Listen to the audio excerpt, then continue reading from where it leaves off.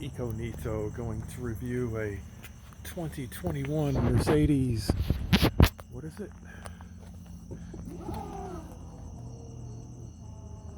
GLB 250 2021 model. Retail 38,000 on up. I think this is kind of a base model. I've been driving it for about 4 days, and I never thought I would say this about a Mercedes, especially brand new like this, but I really don't like it. It has a few cool features, but overall I think it's awful.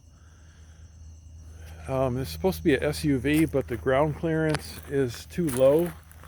I took it on a dirt road and I bottomed out pretty easy, and it was a significant bottom out, like a big thump. And so it's a false SUV.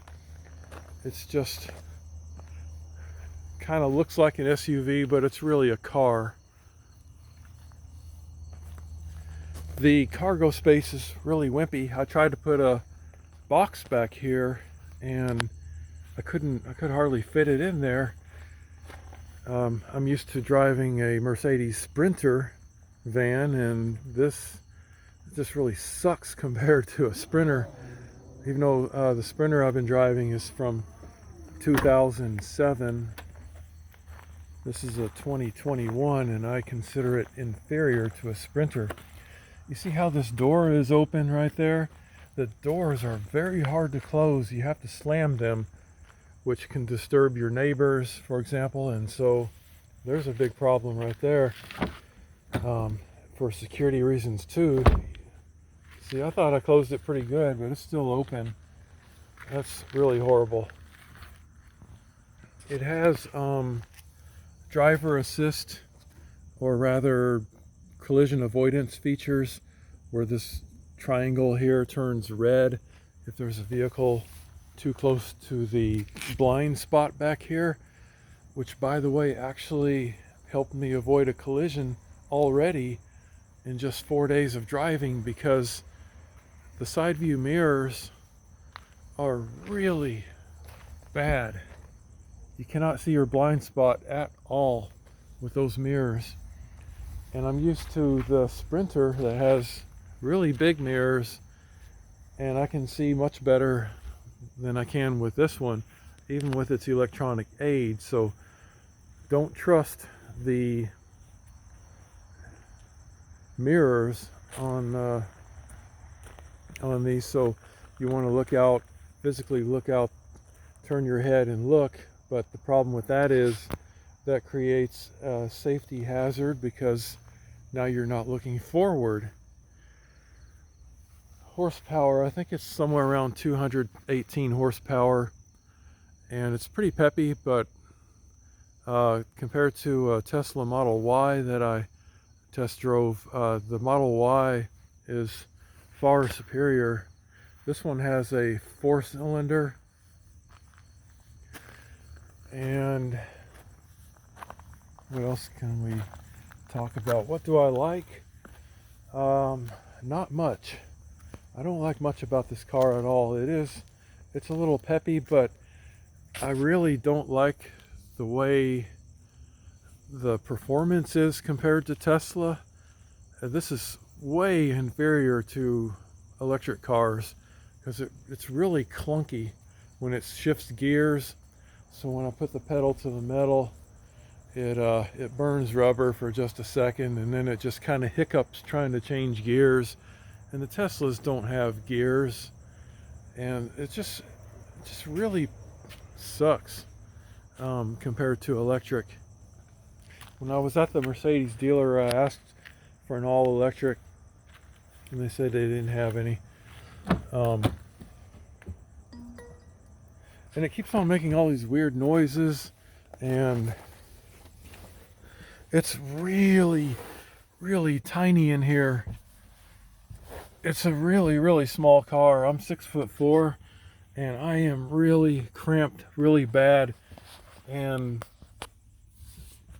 I have to keep on repositioning my driver foot because it just gets really cramped and really uncomfortable. See, it's kind of up too high. The pedal is up too high, causing me to have to tilt my foot in a very awkward position. It's really bad. That's probably the worst thing about this car, is that accelerator position. Brake pedal, not a big deal, but the accelerator really gets, even with the seat all the way back as far as I can get it. And on the door, there's the seat controls there. It's a pretty high-tech car, but I still don't like it. The air conditioning, for example, the vents, they don't cool my seat. I can't blow on my seat, so my ass is getting hot and sweaty when I'm driving, when it's hot out, because this only air conditions your upper body. It doesn't work for lower body. Even if I put it on the setting for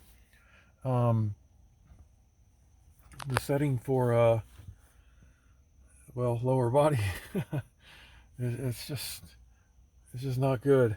It has a lot, like I say, it's high tech, has lots of different buttons and controls and everything. Most of it I find pretty annoying and useless, totally unnecessary. There's some buttons up there, and on the steering column there and there. Sure looks dirty with the light shining on it. I notice when I'm driving, it's easy to push a wrong button and cause chaos.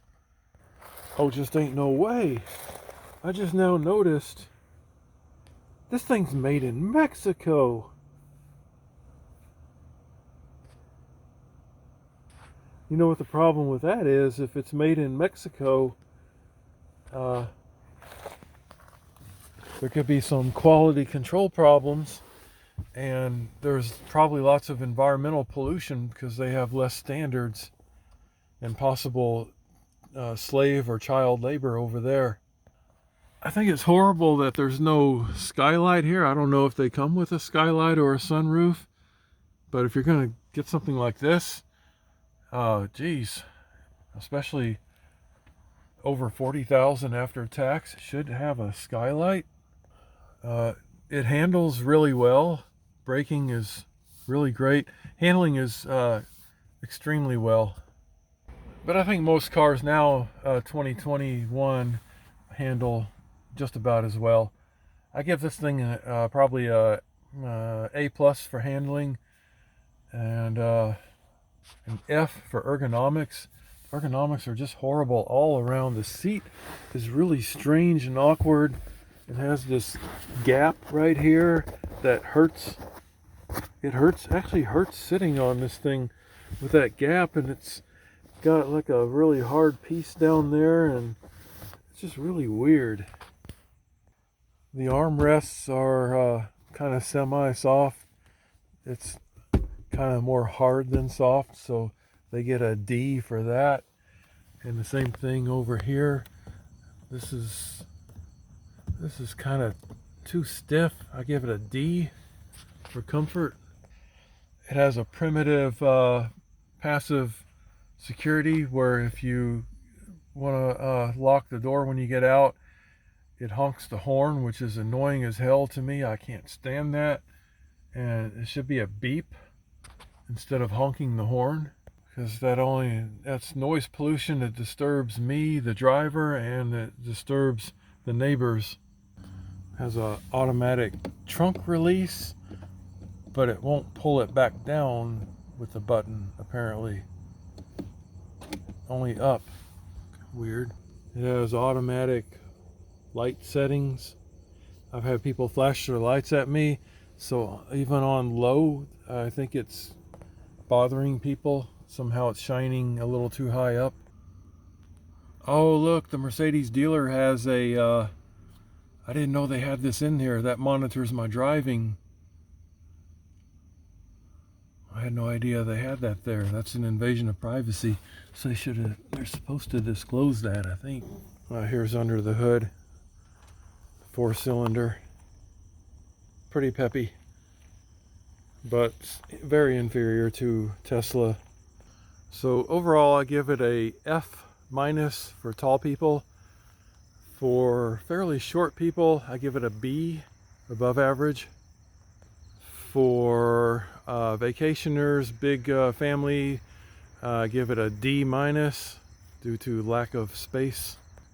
Environmental, I give it a C because it has some eco features in the instrument cluster. It has a eco mode, which would normally put it into the C plus B category, but since it's not even hybrid and it's made in Mexico, it's going to have to go down to a D. Yeah, so I really don't like it. I can't wait to get my Sprinter back.